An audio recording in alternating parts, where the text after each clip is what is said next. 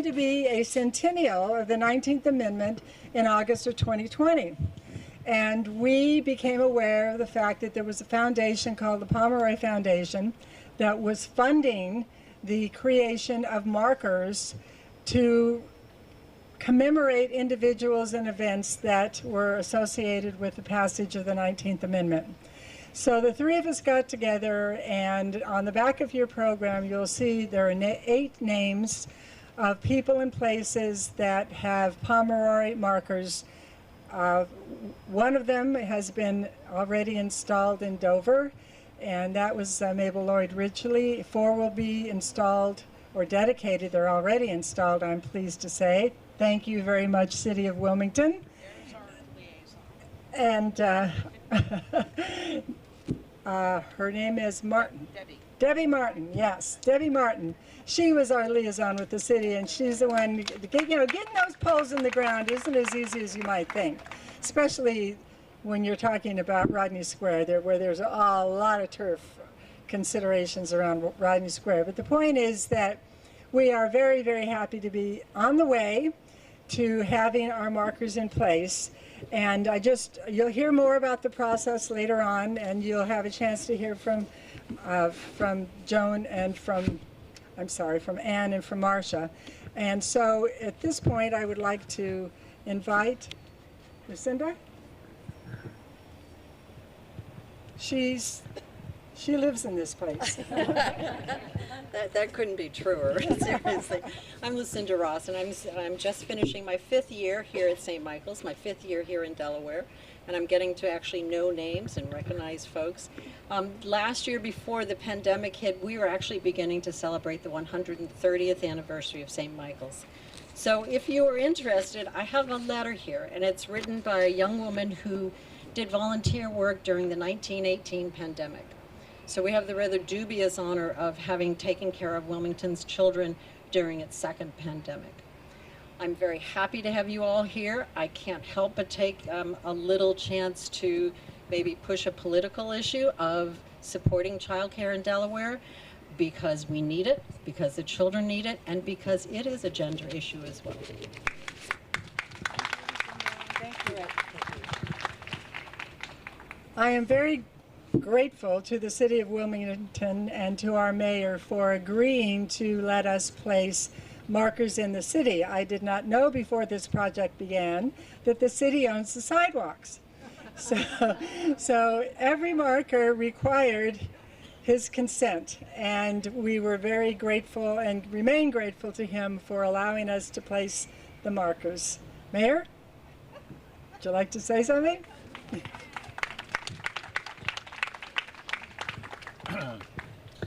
Thank you, Susan. I'm grateful to the other men who are here. I was feeling a bit outnumbered when we walked in the door here. I have you'll hear me say any number of occasions that it's appropriate. I said, there's nothing better for the good old days than a bad memory. And we have to be reminded of how things have changed over fairly recent years. Now, I was not there in 1915, mercifully, but I was there for an awful lot of social change, especially when it comes to civil rights. I mean, I tell people that the dark images of the past weren't ancient history. I was there for most of it. I was there for a great deal of it. And it's so important for us, to tell our story. Because if we don't tell the story, somebody else will tell it for us. And so I'm just happy to be here. I think these markers are very important for us. They're very important for everybody to get an opportunity to take a look and reflect on the conditions that existed for folks today you would never imagine couldn't vote, didn't have rights. It wasn't always a good time. You know, Mad Men was probably a whole lot better than what it was back when these things were fought. And so I'm so proud to be a part of it. Our humble contribution is our use of our sidewalks. I would like to think that there's a lot more to just that, but But we're happy to do whatever little bit we can, Susan. Susan and I are great friends for 100 years now. No, not 100 years. My 100 years, not hers. But anyway, I'm so happy to be with you and to lend whatever credibility my presence provides for this very important event. Thank you. Thank you.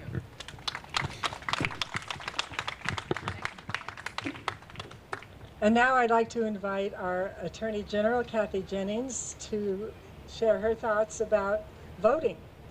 Voting has been an issue just in the time that she has been our Attorney General. And who would have thought that some of these issues that we thought were long since resolved could now be back in the headlines. Attorney General?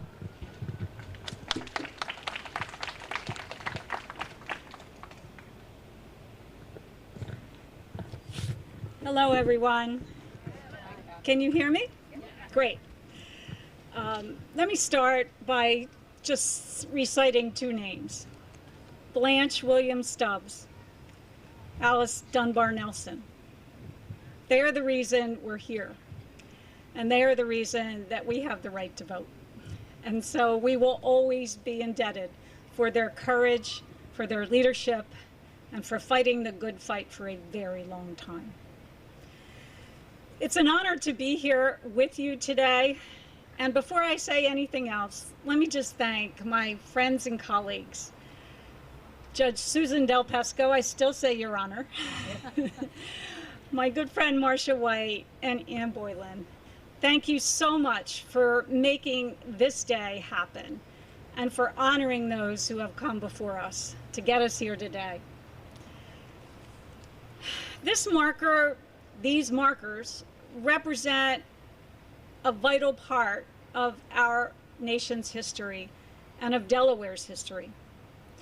Not just for the tribute we are paying to the people, places, and moments that changed our state for the better, but for the reason that these markers should teach us, and that is a lesson for all of us to learn and to never forget. And that lesson is that democracy doesn't just happen. You have to fight for it. We all have to fight for it. America has aspired to government by the people, of, by, and for the people for over 200 years. But the truth is that our Constitution has only embodied a truly democratic government for about half that time. When the Constitution was ratified, the people who elected our government, who ran our government, the government itself, which made decisions for the rest of us, were almost exclusively white, male, and wealthy. It took 40 years for government by the people to include religious minorities and men who didn't have property. It took 80 years for government by the people to include people of color and former slaves, and we are still fighting for equal voting rights today. It took 130 years for government by the people to include women, who at the time comprised half of our country's population. And in the centuries since, Americans across this country have had to fight, indeed die, for that most sacred right, the right to vote, and to ensure that that right is honored faithfully. It is a fight that we are waging today. These markers are about great women, pivotal moments, and significant landmarks in our state's history. But I think they're about so much more than that. They are a reminder that we are a better nation today than we were in our past. They are a reminder that we must always strive to be a better nation tomorrow. And they are a reminder of the future that we, the people, can build when we have the courage to fight for that better future. A future where our children, my grandchildren, will know that they can exercise that most precious right, the right to vote, with confidence in its enormous power to do good. And so I congratulate all of you for making today happen. Let's continue to fight the good fight for a free and fair election each and every time, and for the right to vote. We are still fighting that fight. As you know, almost 80,000 votes in this state alone could have been cast aside if we had lost the case in Chancery Court to uphold the right to vote by mail. We shouldn't have had to fight that fight, but we did. And once I found out where Chancery Court was located, we argued and we won, and we will continue to win, but only if we are always vigilant. Thank you to those who came before us. Thank you to those who make today possible. And thank you for those courageous leaders of the future.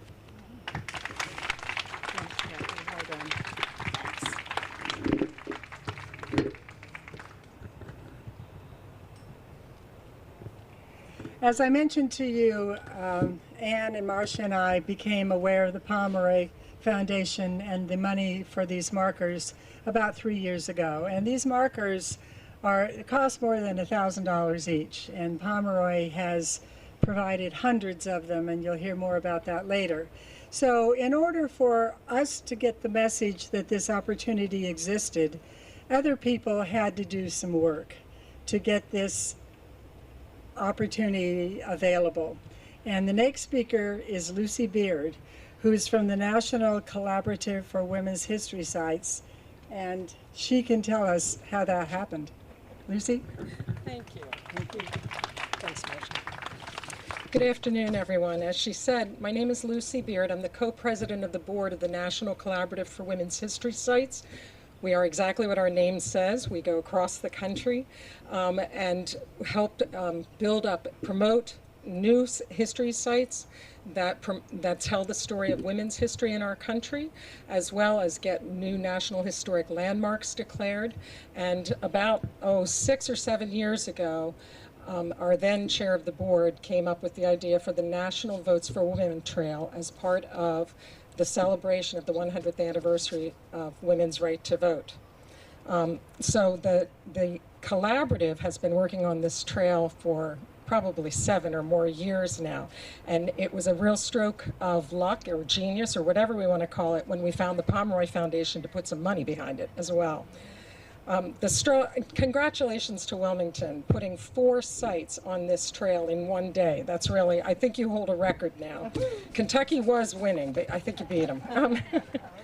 The struggle for the vote is woven throughout American history. The National Votes for Women Trail highlights how the women's suffrage movement took hold in the cities, towns, and rural areas across the country. Women and some men, don't forget them, from a variety of backgrounds and cultures, ordinary as well as leading figures, dedicated years, decades of their lives to the cause of votes for women. They faced fierce opposition, both in the popular culture and in the state legislatures, but ultimately they succeeded when the 19th Amendment to the U.S. Constitution was ratified on August 26, 1920. A century later, scores of dedicated community historians, just like you have here in Delaware, have created the National Votes for Women Trail to document those suffragist victories and defeats along the path to the 19th. Like their suffragist foremothers, they are volunteers. They're passionate about uncovering untold stories that give us a rich and fuller view of our past. The National Collaborative for Women's History Sites has partnered with the William G. Pomeroy Foundation to make the National Votes for Women Trail a physical reality, with over 200 roadside markers just like these across the United States, in every state, yes, even Alaska and Hawaii. The virtual trail has more than 2,500 sites at a website, nvwt.org. Just Google National Votes for Women Trail and you'll find it. Our goal is that the story of women's suffrage gives all Americans a renewed dedication to American democracy and its promise of full equality for all. Congratulations again to Wilmington on the dedication of these markers. Welcome to the trail.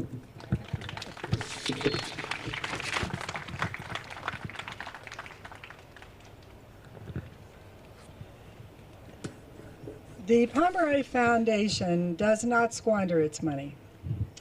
They have a pretty tough process, and we could not have done anything without Ann Boylan. She's the expert. She's the one who brought the skill to the table, and she's not going to tell you about her book, so I am.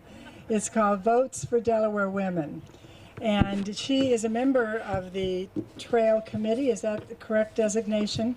And I think you've added about 30 different Delaware sites to the trail for the benefit of anyone who wants to really dig deep and understand Delaware's history.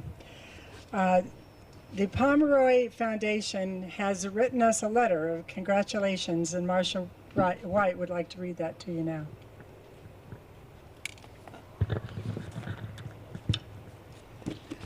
Unfortunately, a representative from Pomeroy could not be here today, so I am going to read the letter, which, by the way, was penned by Darren Pomeroy, who is the daughter of the original founder of the Pomeroy Foundation, and I'll read as follows. Congratulations on your National Votes for Women's Trail Dedication Ceremony. On behalf of the William G. Pomeroy Foundation, we send you our best wishes from Syracuse, New York, as you commemorate this important legacy of women's suffrage in Wilmington with the 4 markers that you dedicate today. At the Pomeroy Foundation, one of our main initiatives is to help people celebrate their community's history. Since 2006, when my father, Bill Pomeroy, established the Foundation's first marker program, we have awarded more than 1,500 grants for roadside markers and plaques nationwide. We feel strongly that markers help educate the public, encourage pride of the place, and promote historic tourism.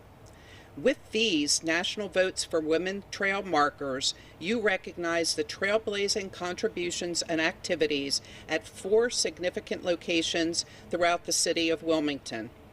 Now Wilmington joins a select group from across the United States with Pomeroy Foundation-funded markers. These markers are well researched, thanks to Anne, with primary sources reviewed by professional historians. That is what sets these markers apart and makes them the gold standard of historic markers. The Pomeroy Foundation is proud to do our part in commemorating the 100th anniversary of the 19th Amendment by funding 250 of these wonderful National Votes for Women trail markers across our country. And you can learn more about the Pomeroy Foundation by going to their website, which is wgpfoundation.org. We commend your efforts to celebrate women's suffrage history, and we send our appreciation to the Delaware Pomeroy Marker Committee, the City of Wilmington and the Mayor's Office, the State Attorney General's Office, our National Votes for Women Trail partners, the National Collaborative for Women's History Sites, and all of those involved who were involved in obtaining these markers today. Again, as I said, this was penned by Darren Pomeroy. So now you can hear me? The whole time I talked, you couldn't hear me? No, we could. I'm not going to read this again.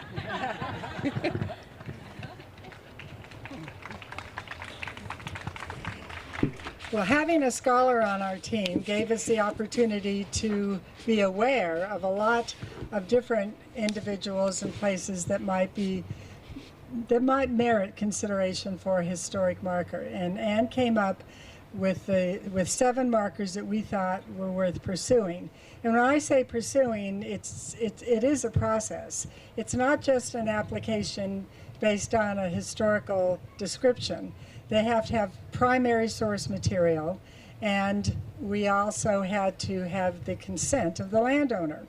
Sometimes that was hard, sometimes that was a little easier. The reason the number is so low on this marker is that this was the first one we submitted, and your leadership here, Susan Shirk is here, was on board right away. And so we got the consent overnight, and we got this application in early, and we were very pleased because that was easy. We can do the rest, no worries. Well, it isn't always that way, but happily we came up with 7 applications, and they were accepted after the Pomeroy process, which includes professional historians who get to know your state's history just about as well as we did.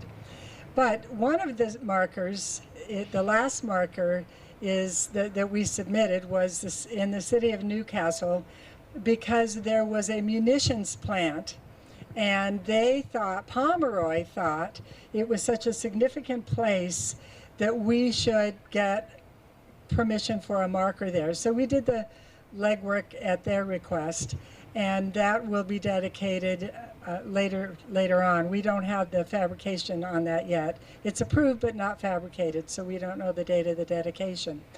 But what I'd like to do now is give Anne a chance to talk about the 4 markers that we are dedicating today and their significance to the City of Wilmington and to the 19th Amendment.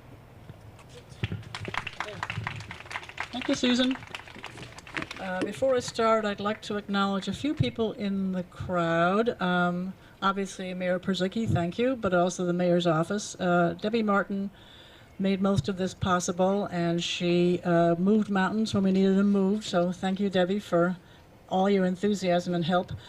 Tina Betts helped us to work on a particular site that we were trying to find. Marcus Powell, I don't know if Mark is here, but he and his crew got those markers in the ground. And Sarah Luoma, the mayor's scheduling secretary, made sure that he'd be here today. And I'm sure she does other things like that to make sure you're where you're supposed to be. I also want to acknowledge our suffrage reenactor, Gail Wagner. I think you'll know who she is if you look around. Thank you, Gail. She's an enthusiastic reenactor, and she came down to Dover with us as well. We appreciate having that little historic part of it with us. The Delaware League of Women Voters, of course, this is National Voter Registration Day, and they have been doing events throughout the city and the state today. And the League was the direct descendant of the National American Woman Suffrage Association. So Kathleen Baker from Dover is here, and she's representing, there she is. Hi, Kathy, thanks for coming. She's also representing Gwen Miller, who is the president of the Delaware League of Women Voters. So thank you both. From the Governor's Office for Women's Advancement and Advocacy, Melanie Ross Levin and her team. I think there's a part of a team here. Thanks, Melanie. From the Delaware Historical Society, David Young, the executive director. There's David. Thank you, David, for coming. And we have some family members here. We have members of the Byard family, Madeline and her daughter Annika, and her dad, Rick. Did I get that correct? Thank you, Byards. I'll mention their ancestor shortly. Alita Collier. Are you here, Alita? Hi. We've emailed, but we haven't met. Alita is a direct descendant of Fanny Hopkins Hamilton, who spent many days and nights teaching at the Garrett Settlement House, and who served as the treasurer of the Equal Suffrage Study Club when it was founded in 1914. So absolutely thrilled that you're here. Thank you. And Ann Baker Horsey, who's wearing purple, who is related to Mabel Lloyd Ridgely, and we put the first marker up at the Ridgely home in Dover. We have a couple of researchers here who worked on the Biographies Project. Carol Scott, there she is. Hello, Carol. Carol did the basic research on Blanche Williams Stubbs, not only for this project, but also to induct Mrs. Stubbs into the Delaware Hall of Fame for Women. So thank you, Carol, and thank you for coming. Janet Lindenmuth is here. Hi, Janet. Law librarian at Widener Law School, and Janet has written, I can't even think now, probably a good handful of biographies for the Biographies Project. If you need to know anything about where any suffragist from Delaware is buried, she's your woman. She keeps a list, you know. We could have a Girl Scout project for that one.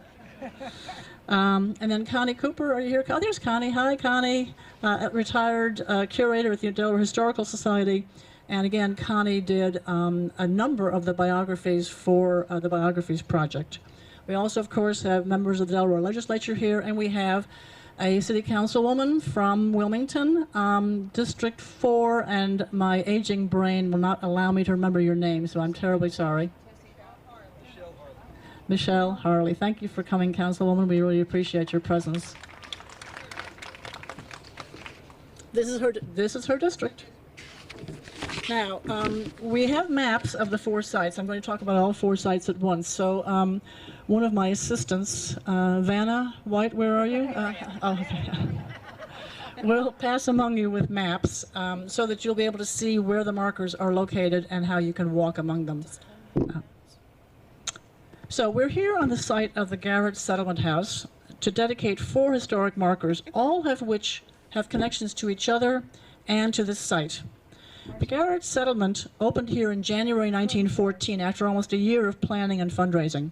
It was named in honor of Thomas Garrett, Delaware's noted abolitionist, civil rights, and women's rights leader.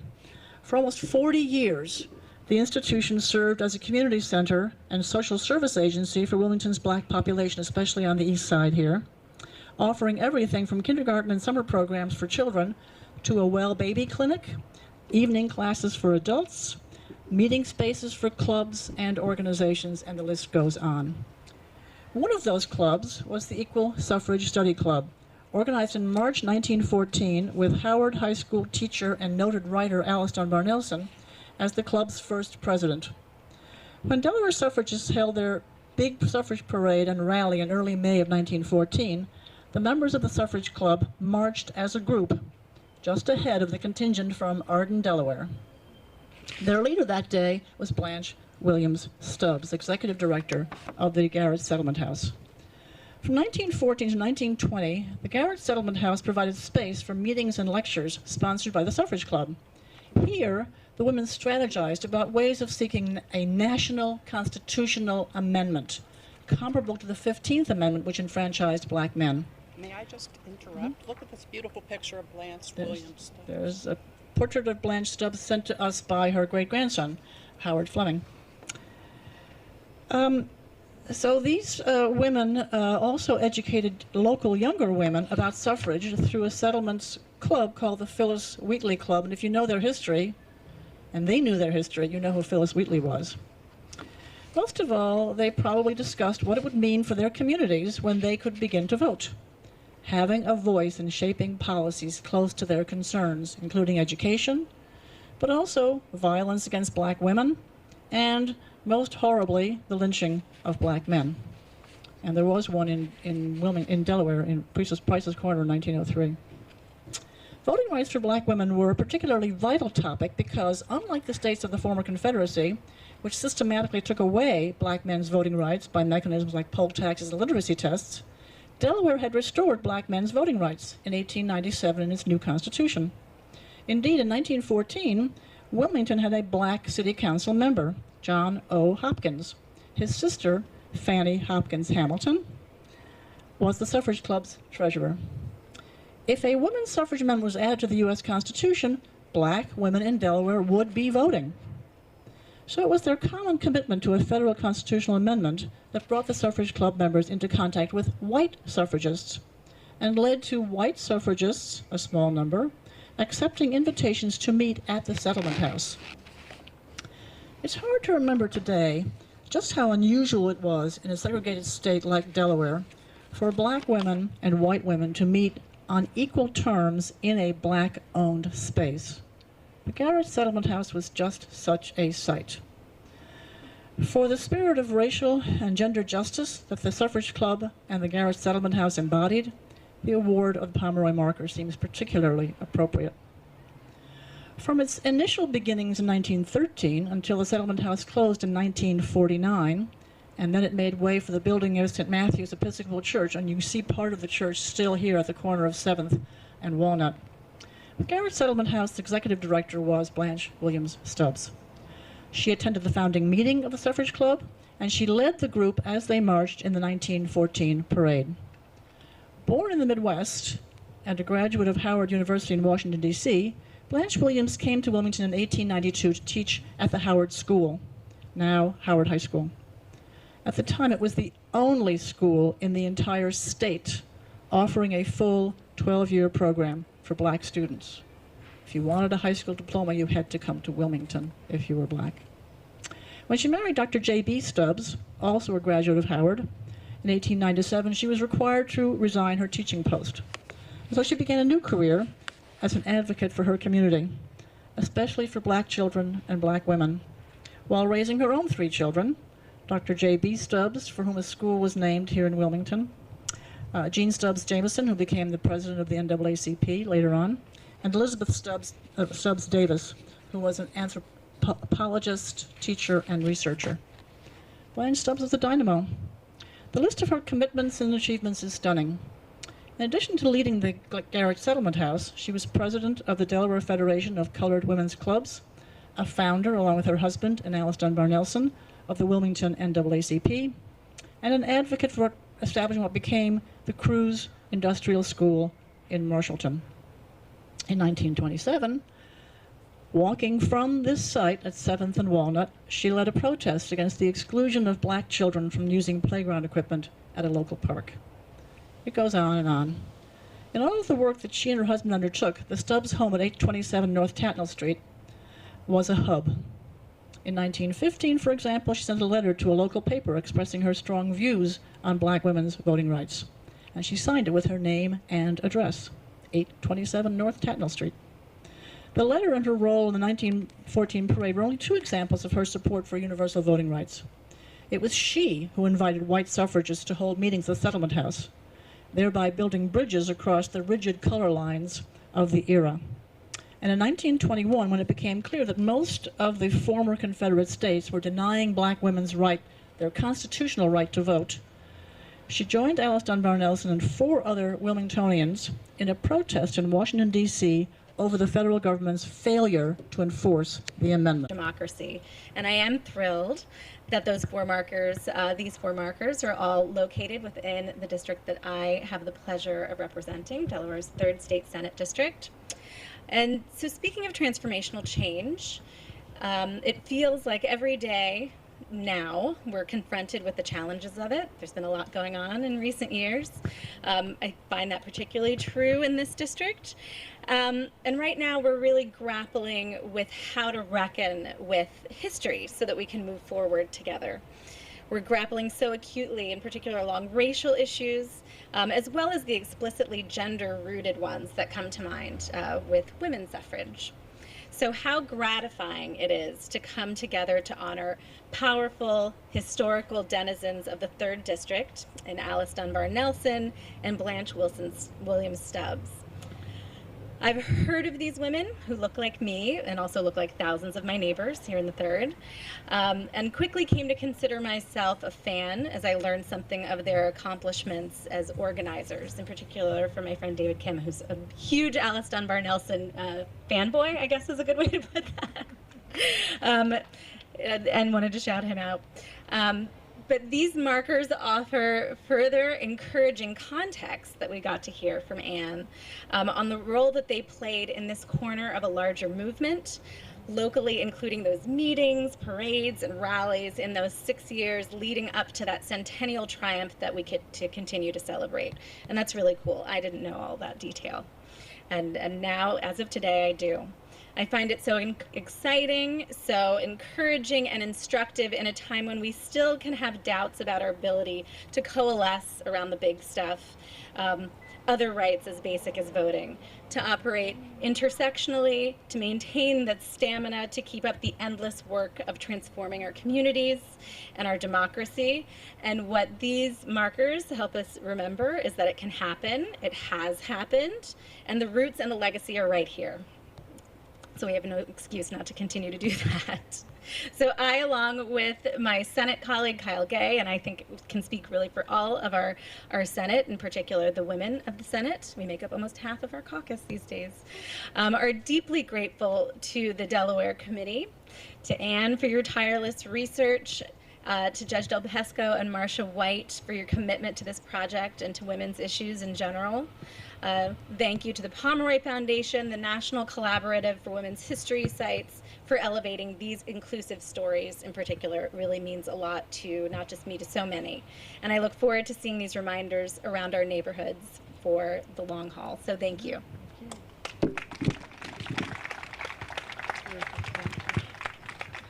I feel a little bit of rain. We're going to make it, though. We've got one more representative, Stephanie Baldwin. Come on up. I'm getting here. And this is your district as well. Yes. Thank you, thank you, thank you. Welcome. Thank you, everyone. I know you can hear me because I'm a former teacher and I had to always raise my voice. I just want everybody, all the women, the men are okay, but I want all you women to stand up. Stand up. We want to give you a big round of applause for everything everybody has done. This is fantastic. And I also want to give special recognition to our councilwoman, Michelle Harley, who also represents the 4th Councilmatic District. I have the privilege of representing the 2nd Representative District. So what do you have here? All women. Yeah. Isn't that great? So I'm so happy to be here today, and I would just like to share a little bit from an African-American Black perspective. Looking at Alice Dunbar Nelson, who was a teacher at Howard High School, one of the schools I attended. Of course, I wasn't there when she was. However, she passed on the history that we got at Howard High School, so many African-American students and people that we did not know because it was not taught in our textbooks. So this information is very important that we got this and that African-American women were a part of it. I hope my speech isn't running people away. Okay. I think it's the rain. And also I'd like to talk about the members of Delta Sigma Theta sorority who reenacted the suffrage march back in 2019, going into 2020 in Washington, D.C. So there's so much history here, but just to be quick, women weren't given the right to vote.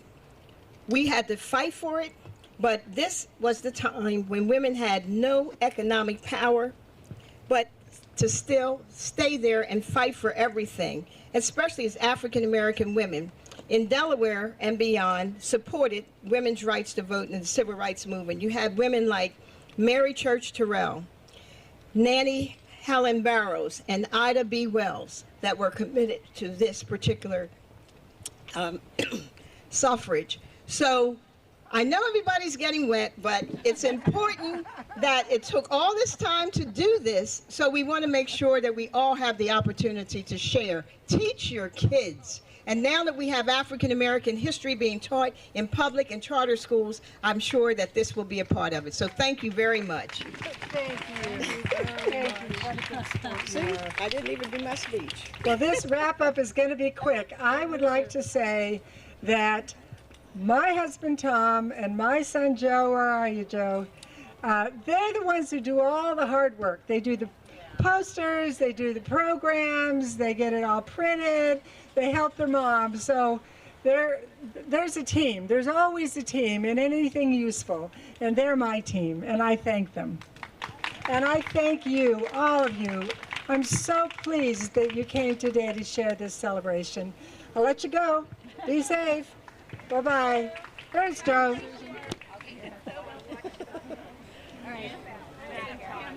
I don't know where to put it safely.